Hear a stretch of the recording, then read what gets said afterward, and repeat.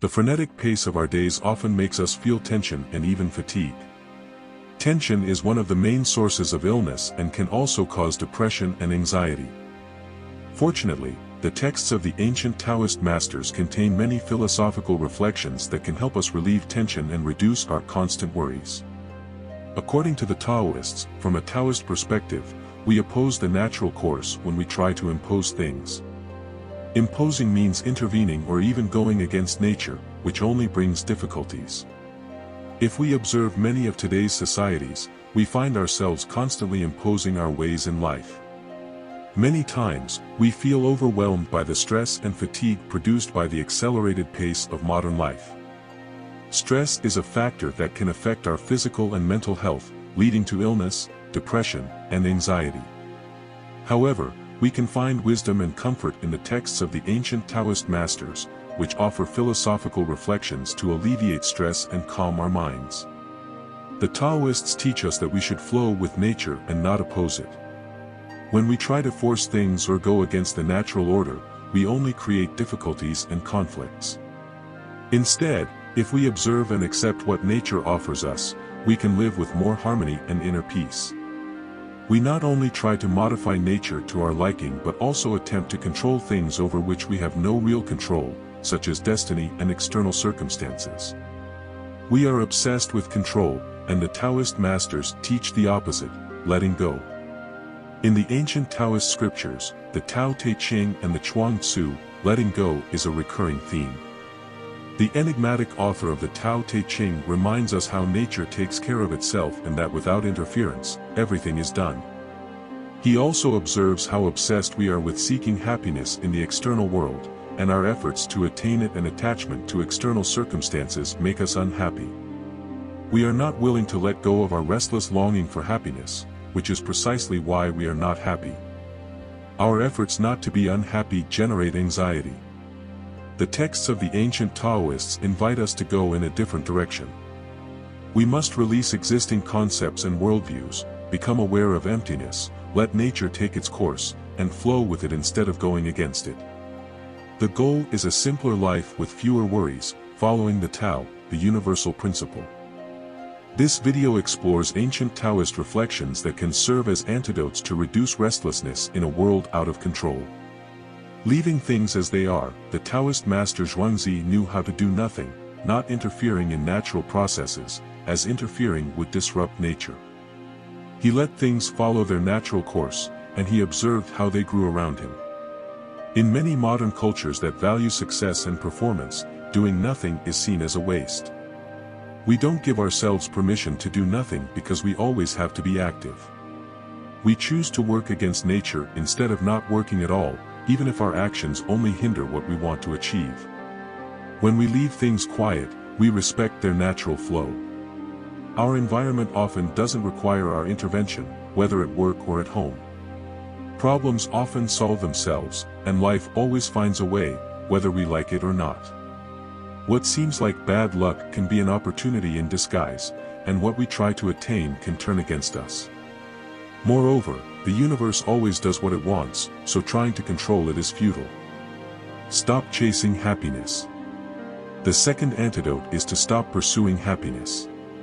Zhuangzi didn't know whether all those busy people were seeking happiness or not, but he could see that their attempts to obtain it were making them unhappy. People are always rushed in their obsessive pursuit of happiness, and their faces seem tired and sad. Zhuangzi invited us to give up the pursuit of happiness because he considered it a source of suffering and frustration. We exhaust ourselves pursuing things that don't fulfill us, like money or fame, which also generate fear of losing them. As Zhuangzi said, those who believe that money is what suits them cannot let go of their income, those who aspire to recognition cannot let go of the idea of glory, and those who cling to power cannot let go of control. While they hold on to these things, they fear losing them. When they let go, they become anxious and see no examples that make them realize the absurdity of their concerns. These men are condemned by heaven. Zhuangzi proposed that fulfillment and well-being are possible if we stop acting with them as our goal. If we don't crave happiness and well-being, the suffering of not having what we want and the right to obtain what we desire disappear, and we no longer worry about achieving or not achieving happiness. On the contrary, we enjoy happiness because we have stopped worrying about obtaining it. Contemplate emptiness. The third antidote is to contemplate emptiness. Zhuangzi argued that people generally like to be praised because it feels good when others value their achievements. But Lizzie appreciated emptiness instead because he explained that we are less tense when we are empty of all those attachments. We would have fewer things to worry about if we didn't care so much about the approval and validation of others. Lizzie said that we seek recognition for things that are not entirely our doing. Many times, we are carried away by the compliments we receive from others, but are they really ours? Most of the things we are praised for depend on external factors or qualities we haven't chosen. For example, Instagram models receive thousands of likes mainly because they were born with beauty that fits current standards. So, what real merit do we have? Lizzie invites us to reflect and let go, realizing how empty everything is. We can find tranquility and inner harmony by accepting this emptiness. If we don't learn to be calm in this chaotic world, we will be involved in all kinds of unnecessary conflicts. Many things we seek are illusory and have no value other than the importance we give them. Praise is illusory and often, if not always, does not correspond to reality. The same goes for many other activities we believe are important but are ultimately senseless. It seems that we do them just to escape the emptiness of everything. But if we accept this emptiness, embrace it, and let go of all these games, the competitions, the endless races, the constant pursuit of happiness, we would be better off, according to Lizzie. If we demand more of ourselves than we can handle, we cause ourselves problems. The fourth antidote is the inner law. According to the wise Taoist Laozi, if we demand more of ourselves than we can handle, we cause ourselves problems. In his profound work, the Tao Te Ching, he said that someone who tiptoes does not stand, and someone who hurries does not advance. Tiptoeing is trying to control what we cannot. According to Lizzie, in the book, The Way of Chuang Tzu, there is a difference between someone whose law is within themselves and someone whose law is outside themselves. The first person acts without depending on the approval or disapproval of others, while the second person is guided by things beyond their control, becoming a puppet of their circumstances. What happens in the external world determines their mood. When they try to extend their power over objects, those objects take control of them, said Lizzie. When we seek to extend our control, we become manipulators. While we think we are surpassing others, they see us simply straining to tiptoe. Everything around us is beyond our control, but if we have control over our thoughts, choices, and attitudes toward our environment, the less we depend on external satisfaction, the less we have to strive for it. Anxiety about destiny.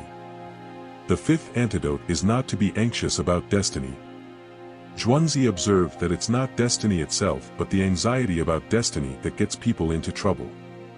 For example, an archer may shoot perfectly during training but poorly when competing for a prize. When we desire a specific outcome, we become anxious about not achieving it. Zhuangzi told the story of an old man from the kingdom of Qi who worried that the sky might collapse and the earth might split. If that were to happen, he would have nowhere to escape, and his death would be inevitable. A friend tried to reassure him, saying that the sky would not collapse, so there was nothing to worry about. Then a sage told him that, in fact, there was a possibility that the sky might collapse, though the odds were slim. So, the old man should not worry too much. He added that it made no sense to think about whether the sky and earth could be destroyed. If they perish, and there's nothing we can do about it. So why worry? The old Taoist sage argued that it is pointless to concern ourselves with whether the earth will perish or not. It is completely beyond our control.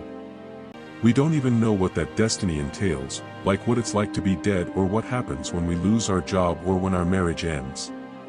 We assume these events are disasters, although they could be blessings in disguise. Whatever happens is beyond our control, so worrying about it is a waste of time. If you liked this reflection, leave us a like or comment. We invite you to subscribe to our channel and turn on notifications to continue watching more content like this. Thanks for coming this far.